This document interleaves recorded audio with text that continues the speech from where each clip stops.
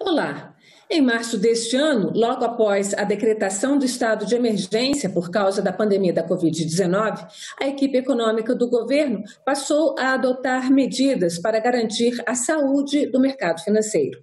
Reduziu os percentuais dos depósitos compulsórios dos bancos, a cobrança de tributos em algumas operações, os controles de operações e até mesmo permitiu a entrada do Banco Central no mercado de títulos secundários. O objetivo declarado dessas medidas era garantir a liquidez do sistema, permitir que os bancos atenderiam tranquilamente às necessidades de empréstimos do setor produtivo, que, diante da paralisação das vendas, precisa de crédito para manter o negócio. Mas os bancos não estão colocando o dinheiro na produção. Nem as linhas de crédito, especialmente criadas e garantidas pelo governo para as empresas, estão sendo liberadas pelos bancos. Por que é tão difícil e extremamente caro conseguir crédito no Brasil? Quem responde a essa e outras perguntas neste Agenda Econômica é Fernando Veiga Barros, consultor do Senado, especializado em finanças. Fernando, muito obrigada pela sua presença, muito bem-vindo ao Agenda Econômica. Sou eu quem agradece, Antônia. Para responder a sua pergunta, a gente tem que pensar no sistema financeiro como ele funcionava antes da crise. Quer dizer, antes da crise você tinha um sistema financeiro incapaz de prover crédito nas condições requeridas de prazo, de volume e de custo. E isso, depois da crise, certamente não vai mudar. É um sistema financeiro que sofre uma série de limitações, que transaciona crédito por intermédio dos bancos, quer dizer, o crédito aqui no Brasil ele é totalmente bancário, e que tem nessas limitações, principalmente nas limitações de escala e de produtividade, o seu maior calcanhar de Aquiles. Bom, o que é a escala? A escala é exatamente o fato de que esse sistema ele é premido pela limitação de volume. Ele tem um volume limitado de crédito que ele pode estender ao restante da economia. Isso se prevê na própria regulação do sistema financeiro brasileiro, assim como de qualquer outro sistema financeiro. E a limitação de produtividade está ligada ao fato de que é um sistema que opera com custos extremamente elevados e esses custos, naturalmente, são repassados às operações ativas, que são os empréstimos e financiamentos concedidos ao restante da economia.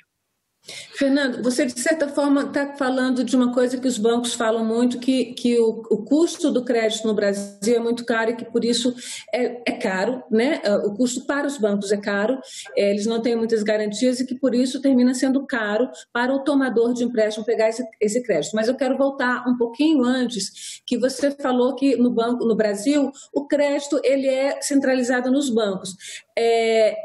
Parece que isso seria o normal. Como é que funciona?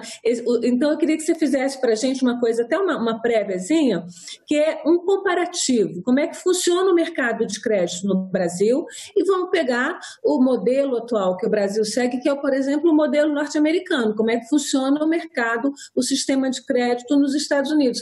Para a gente ter um pouco esse parâmetro de comparação. Ok. Bom, em países que têm, digamos assim, uma economia estruturada como a nossa, uma população grande como a nossa, uma base territorial muito grande, você tem um sistema de crédito normalmente híbrido, em que convivem um sistema bancário e mercados de crédito. No Brasil, nós não temos esses mercados de crédito, pelo menos não mercados de crédito totalmente organizados. No Brasil, quando alguém precisa de crédito, normalmente a única opção que se tem é recorrer ao sistema bancário, recorrer a um banco para um empréstimo de natureza comercial, que pode ser um empréstimo para consumo ou um empréstimo para capital de giro, ou para um empréstimo visando a realizar algum investimento. Obviamente, o sistema privado de bancos, quer dizer, a parte privada do sistema de bancos, não dispõe de recursos em volume e prazo suficientes para permitir a extensão de crédito a custos moderados para efeito de investimentos. Por quê? Porque são empréstimos que normalmente exigem prazos mais dilatados e custos mais moderados, e isso o sistema privado de crédito fundado em bancos não permite. Então, em economias mais maduras, o que você tem é a possibilidade de as empresas recorrerem a um mercado onde elas emitem os seus ativos financeiros, como, por exemplo, notas promissórias, tá? E com essa emissão conseguem os recursos necessários à realização dos seus investimentos. Esse mercado de crédito que existe em países de economia mais madura completa, junto ao mercado de ações, o mercado de capitais dessas economias. Então, nós temos aqui no Brasil um mercado de capitais incompleto, porque nesse mercado de capitais só existe hoje efetivamente organizado, o mercado de ações. Então, o crédito fica todo nas mãos do sistema bancário, tá? E o sistema bancário, como trabalha com custos muito elevados, tá? E são custos não financeiros, não são custos financeiros, o custo de captação estritamente financeiro é relativamente baixo no Brasil, mas os demais custos, que são os custos não financeiros, acabam tornando o crédito muito caro no Brasil. Então, a solução seria talvez criar essa parte do mercado que não foi criada, essa parte desse mercado de crédito, mas que também não é o mercado de ações, porque só pode entrar numa bolsa de valores, por exemplo, uma empresa de um porte já grande e de um porte nacional. Pequenas e médias empresas não podem entrar não conseguem nem entrar nesse mercado. Como é que se soluciona esse problema aí na prática? O que o governo poderia fazer para, de fato, solucionar esse problema do mercado de crédito brasileiro? Olha, mesmo o mercado de crédito, um mercado de dívida ou um mercado de renda fixa, seria um mercado, digamos assim, com participação relativamente limitada. Você teria, assim, as grandes empresas atuando nesse mercado, emitindo seus títulos de dívida, tá? E, eventualmente, teria também médias empresas. Certamente não participariam desse mercado as empresas menores, tá? Agora, para isso, você dispõe, no âmbito do setor público, dos bancos de desenvolvimento, tá? Você tem o BNDES em âmbito federal e você tem os bancos de desenvolvimento estaduais. Essas instituições financeiras poderiam, por intermédio de uma série de mecanismos, criar nichos de mercado para empresas menores, tá? Além disso, você ainda poderia criar nessas próprias instituições financeiras linhas de crédito especificamente talhadas para empresas de menor porte, de modo que essas empresas, quer dizer, trabalhando nessas incubadoras, os bancos funcionariam como incubadoras, pudessem um dia caminhar sozinhas no mercado de crédito. A vantagem de um mercado de crédito em face do mercado de ações é que a empresa não precisaria, em tese, para emitir ativos financeiros, títulos de dívida, não precisaria se tornar uma companhia aberta, o que tornaria para efeito de custo dessas empresas, o processo bem mais barato do que nós temos hoje. E o que é que falta para isso acontecer? Você precisa de alguma regulamentação, mudança de lei, mudança constitucional, ou regulamentações, por exemplo, do Banco Central são suficientes para isso?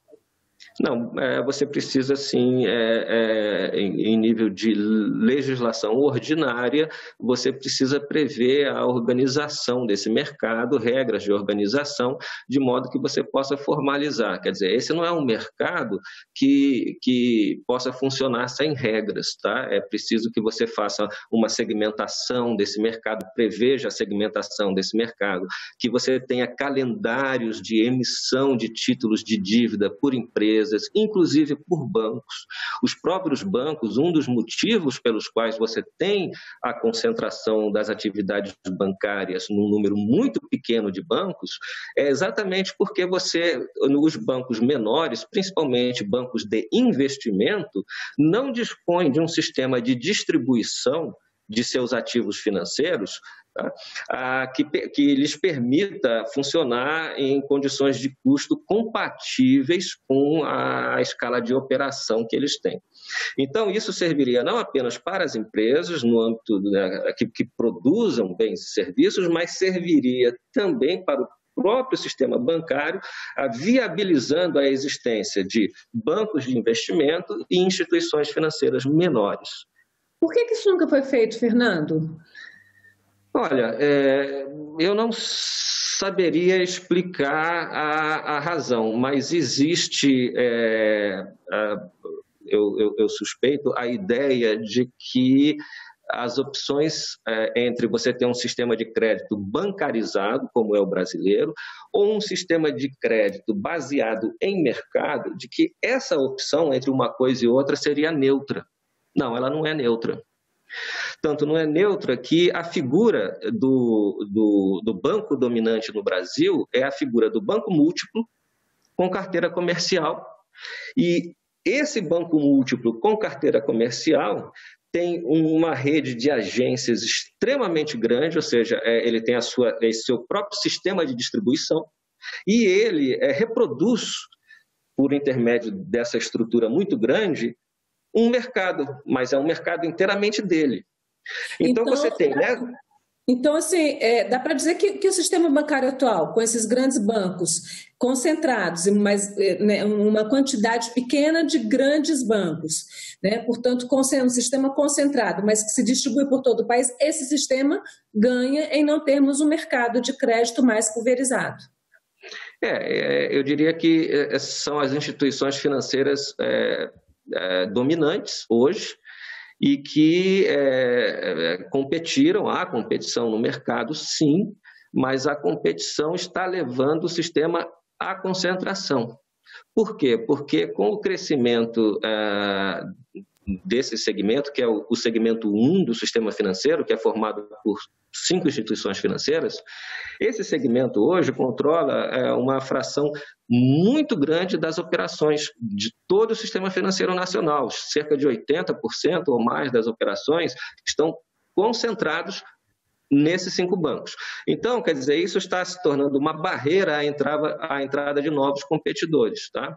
E, ao mesmo tempo, são instituições financeiras que, dadas as condições de competitividade, de produtividade, de desempenho, são instituições financeiras incapazes de prover crédito em condições civilizadas, tá? Quer dizer, o custo é extremamente elevado e você acaba tendo instituições financeiras que não cumprem plenamente as funções para as quais elas foram criadas, que seria a mais básica, prover crédito para investimento. Prover crédito. Mas o que as incapacita de prover o crédito, já que elas são grandes, estão distribuídas, tem 80%, como você mesmo falou, 80% de todo o sistema de crédito está concentrado na mão delas, então elas são grandes, são fortes, são poderosas, são ricas e estão distribuídas no país inteiro.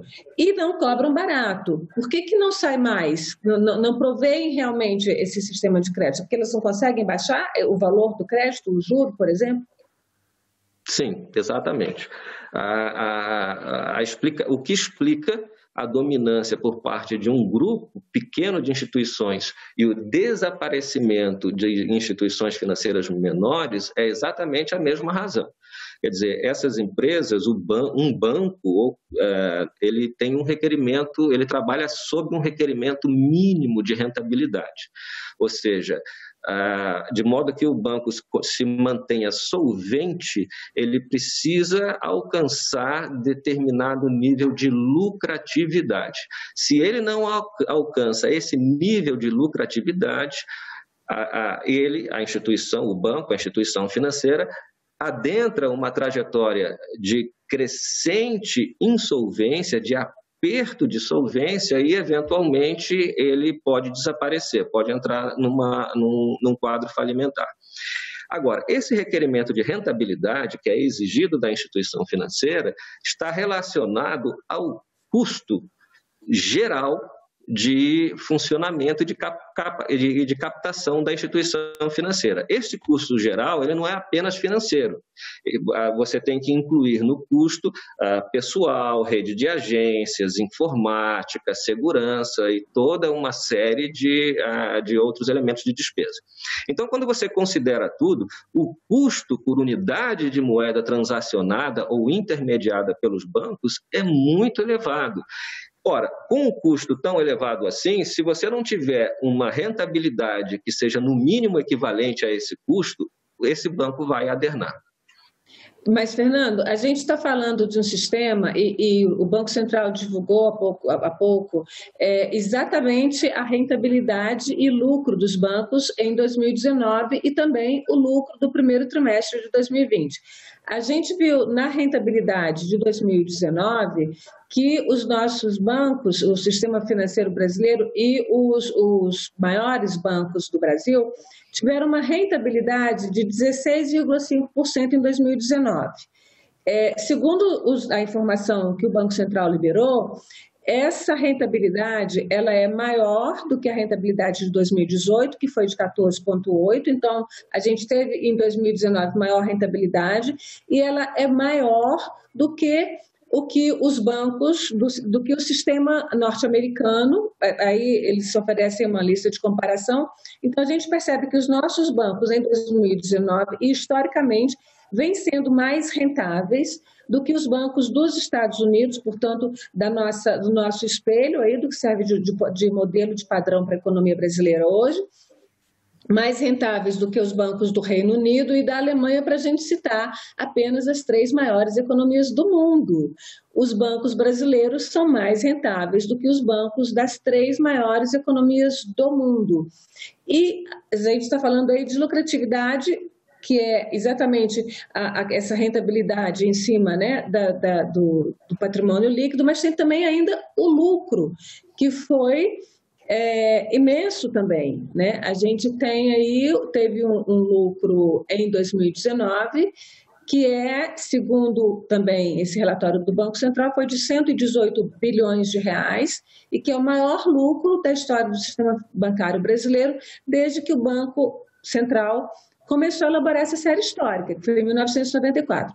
Ok, eu peguei esses dados exatamente para questionar como é que, tendo uma lucratividade tão grande e um lucro tão grande, a gente não consegue um crédito nem no calcanhar do que é o valor do crédito, por exemplo, nos Estados Unidos. Ótima pergunta. Essa lucratividade, esse nível de lucratividade, naturalmente, é uma média. Você tem bancos que estão acima. Normalmente, os bancos mais bem posicionados no que diz respeito à capacidade de competir são os bancos, principalmente os bancos do segmento 1. Esses devem estar girando com uma lucratividade em torno de 20% ou mais, e você tem todas as demais instituições financeiras girando abaixo disso, tá? Abaixo dessa média de 16%. Essa lucratividade, sim, é elevada porque ela é uma lucratividade compatível com o custo dos bancos, com o custo de operação dos bancos. Se essa lucratividade não for compatível com o custo de operação dos bancos, o banco vai se tornar insolvente, ele entra num processo de endividamento crescente e vai chegar a um momento em que o banco deixa de ser solvente, torna-se ilíquido e perde capacidade de pagamento, entrando em processo falimentar. Então, sim, enquanto nós tivermos o sistema operando com custos elevados, a rentabilidade será igualmente elevada. Somente uma rentabilidade tão elevada quanto os custos, pelo menos tão elevada quanto os custos, permitirá que o nosso sistema bancário se mantenha solvente, tá? Então, o problema não é exatamente a rentabilidade, mas são os custos. Existe um caso, que é um caso que pode ajudar a explicar muito bem como funciona isso daí, que é o caso do BNDES. O BNDES é uma instituição financeira que trabalha com operações estende crédito a custos moderados para o tomador, trabalha com um spread positivo entre o que ela ganha aplicando e o que ela tem de custo para existir e funcionar. E, apesar de trabalhar com taxas muito moderadas, com taxas de juros que são comparáveis às taxas praticadas nas boas economias do mundo, você tem o BNDES oferecendo uma rentabilidade sobre o patrimônio líquido comparável aos nossos bancos mais rentáveis no Brasil, privados. Como ele consegue esse milagre? Exatamente trabalhando com o spread bancário positivo, um spread entre custo geral, né, de produção de crédito e custo e retorno geral de aplicação em operações de crédito. Ele tem um spread e é exatamente esse spread geral positivo que permite a ele, com operações realizadas a custos moderados para o tomador, ainda assim ser altamente lucrativo, que é exatamente o que fazem bancos, por exemplo, nos Estados Unidos e na Europa. São bancos que trabalham com spreads positivos. Entendi. E por que os nossos bancos privados não fazem isso? Porque nós temos um problema de escala de custos. O nosso custo é muito elevado e, de tão elevado que é esse custo, o que se cobra do tomador do crédito é algo pelo menos equivalente a esse custo. E, portanto, você não tem como trabalhar de forma diferente.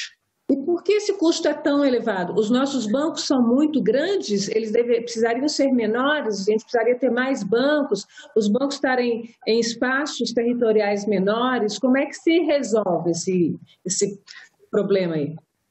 Na verdade, você tem bancos no Brasil, eu diria os bancos, por exemplo, do segmento 1, que em termos de estrutura, número de empregados, tecnologia e outros elementos que reproduzem estruturas de economias desenvolvidas e muito maiores como a norte-americana. Você tem bancos aqui com milhares de agências, dezenas de milhares de empregados, trabalhando com tecnologia de ponta, e isso tudo tem um custo. Agora, esses bancos trabalham numa economia N vezes menor que a economia norte-americana. Então, o que acontece? Você não tem, digamos assim, você tem uma estrutura muito grande, tá, para um volume de operações muito pequeno.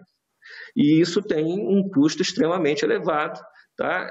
E esse custo tem que ser recuperado num número menor de operações de volume também menor. Ok, como é que a gente, então, desmonta esse sistema que não permite, leva um custo muito grande para os bancos e que também um custo, para pagar esse custo grande dos bancos, um custo muito grande para o cidadão, ou pessoa física ou pessoa jurídica que precisa de crédito? Sim. Como é que a gente muda esse sistema? Os bancos, a primeira coisa a gente não pode cair no erro de trocar os fins pelos meios. Os bancos são um meio. O fim é o crédito. Então, se a finalidade é o crédito, você precisa criar as instituições necessárias para que o crédito seja transacionado e flua pela economia.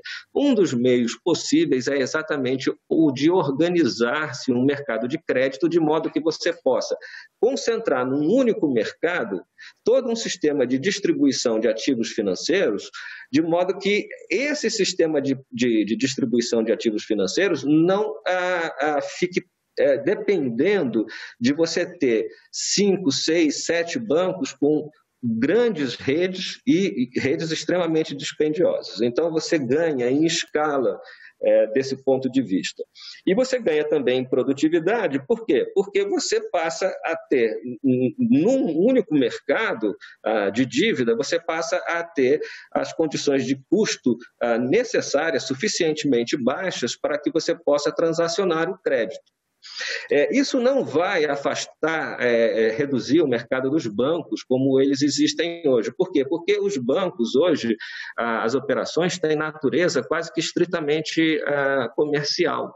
Então, esses bancos vão continuar a realizar essas operações de natureza estritamente comercial. Que operações são essas? São as operações de financiamento de consumo. Ninguém vai ao mercado emitir ativo financeiro para financiar a compra de um automóvel ou de uma geladeira. E operações para capital de giro. Ninguém vai para uma operação de 1, 2, 3, 4, algumas poucas semanas, ninguém vai emitir um ativo financeiro no mercado de dívida para financiar capital de giro. Então, você não vai roubar mercado dos bancos, você vai criar um mercado para um conjunto de operações, que são as operações de investimento, que hoje não existe e que depende exclusivamente do BNDES. Ok, então, quem pode fazer isso, quem pode criar esse mercado? Banco Central, o governo via Ministério da Economia ou via Banco Central, ou alguma instituição ligada ao sistema financeiro privado? A quem cabe fazer isso é uma pergunta, e a outra o mercado brasileiro, a economia brasileira está madura para ter um sistema como esse? Está, nós temos um mercado de ações muito bem organizado e que funciona bem há muito tempo, e nós não teríamos a menor dificuldade em organizar um mercado de crédito, de dívida, nem na atual conjuntura, nem antes dela e nem no futuro. Tá? Quer dizer, na verdade, isso é uma necessidade que já se impõe há muito tempo. A matéria é uma matéria que vai precisar do concurso de propostas do Poder Executivo, em nível de legislação ordinária, vai precisar passar pelo Congresso e tem que ser informada por critérios técnicos muito bem pensados, tá? Não é um tema trivial, não. Ele precisa ser muito bem pensado para que a coisa funcione.